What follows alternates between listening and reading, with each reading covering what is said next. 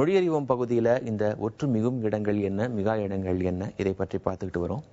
அடுத்தது பார்த்தீங்க அப்படின்னா ஆறாம் வேற்றுமை. இந்த ஆறாம் வேற்றுமை தொகை இருக்கு இல்லையா, இந்த ஆறாம் வேற்றுமை தொகையில நிலைமொழி முதல் சொல் வந்து ஒரு அக்கிரணையாக இருக்கும் பட்சத்துல ஒற்று மிகும். இப்ப குருவி கூடு என்று இருக்கு. ஏன் இங்க ஒற்று மிகுந்து வருகின்றது? குருவியினது கூடு, அது என்பது ஆறாம் வேற்றுமை உருவு, அதனால குருவி கூடு அப்படின்னு எழுதுறோம்.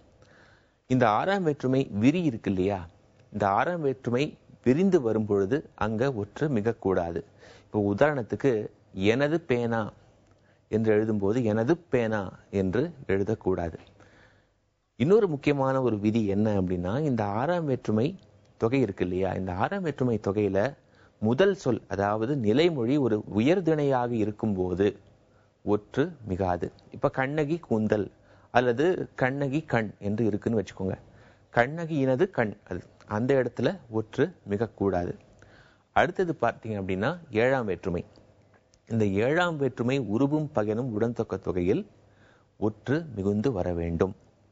சென்னை பல்கலைக்கழகம், சென்னையின் கண் இயங்கக்கூடிய பல்கலைக்கழகம், அந்த இடத்துல ஒற்று மிகுந்து வரணும். சுவர்கடிகாரம், இதை பார்த்தீங்க அப்படின்னா ஏழாம் வேற்றுமை தொகை இது. சுவரின் கண் கடிகாரம், அந்த இடத்தில் கூட ஒற்று மிகுந்து வர வேண்டும்.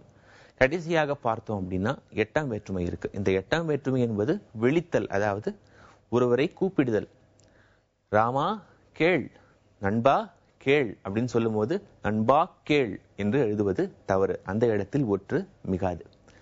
இன்றைக்கு மொழியறிவோம் பகுதியில் சில முக்கியமான விதிகள் பார்த்தோம். மேலும் பல விதிகள் இருக்கு. இதை அடுத்தடுத்த மொழியறிவோம் பகுதிகளில் விளக்கமாக பார்க்கலாம்.